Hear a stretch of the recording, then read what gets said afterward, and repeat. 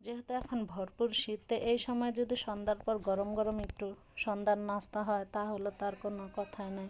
তার ভিতরে যদি হয় নলি, নলিগুলোকে আমি ধুয়ে পরিষ্কার করে আজকে নেহারি রান্নার করার জন্য রেডি করে নেব।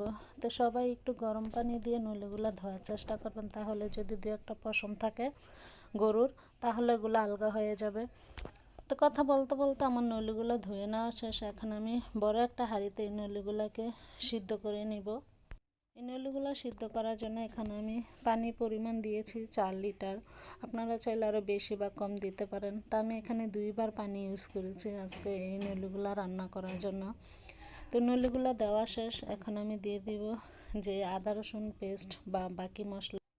এখানে আমি দিয়েছি 2 চা চামচ আদা রসুন পেস্ট, সাথে দিয়েছি 2 চা চামচ লবণ, সাথে দিয়েছি হাফ চা চামচ ধনিয়া গুঁড়া, হাফ চা চামচ জিরা গুঁড়া, দিয়েছি 2টা তেজপাতা, সাথে দিয়েছি 4টা এলাচ, সাথে দিয়েছি 3টা দারচিনি, সাথে আমি এখানে 5-6টা পেঁয়াজ কুচি দিয়েছি।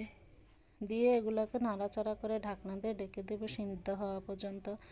তো এই নলুগা সিদ্ধ করতে আমার 3 ঘন্টা সময় লেগেছে, কারণ আমি চুলার আঁচটা একদম লোতে করে রেখেছি।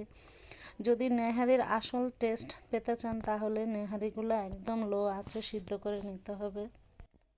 সবগুলো মশলা দিয়ে আমি এখন ঢাকনা দিয়ে ঢেকে দেবো। দেখুন কিছুক্ষণ পরে নেহারি কালারটা কেমন হয়ে গেছে। তখন আমি আবারও ঢাকনা দিয়ে ঢেকে দিব যতক্ষণ না পর্যন্ত পানিটা ঘন হয়ে যায়। তো দেখুন নেহারিটা যখন ঘন হয়ে গেছে, এখন আমি বাগার দিব। তখন এমন কালার হয়েছে।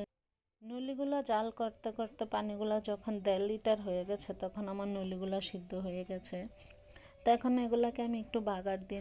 তো চুলায় একটা ফ্রাই প্যান বসে আমি দিয়ে দিব এখানে সামান্য পরিমাণ তেল। যেহেতু নেহারির ভিতরে অনেক তেল উঠে, তাই এখানে আমি 1 চা চামচ তেল দিয়ে এই পেঁয়াজগুলো দিয়ে তারপরে এগুলোকে ব্রাউনি কালার করে নেব। আমি পেঁয়াজও অল্প দিব, এখানে আমি একটা পেঁয়াজ দিয়েছি। নেহারি ঘন করার জন্য এখানে আমি কোনো কর্নফ্লাওয়ার বা আটা বা ডালের গুঁড়া কিছু ইউজ করি না, এটা এমনিতেই ঘন হয়েছে, খেতে অনেক মজা হয়েছিল। তো সবাই এভাবে চেষ্টা করবেন রান্না করতে, তাহলে নেহারির যে আসল টেস্টটা পাওয়া যায়। নেহারি বাগার দেওয়া যে পেঁয়াজগুলো থাকে ওগুলো একদম ঘিজি ঘিজি করে কেটে নিতে হয়। দেখুন পেঁয়াজগুলো ব্রাউনি কালার হয়ে গেছে। তো এখন আমি এই নেহারির ভিতরে দিয়ে নেহারিটাকে আবার একটা ভুলুক দিয়ে নিব।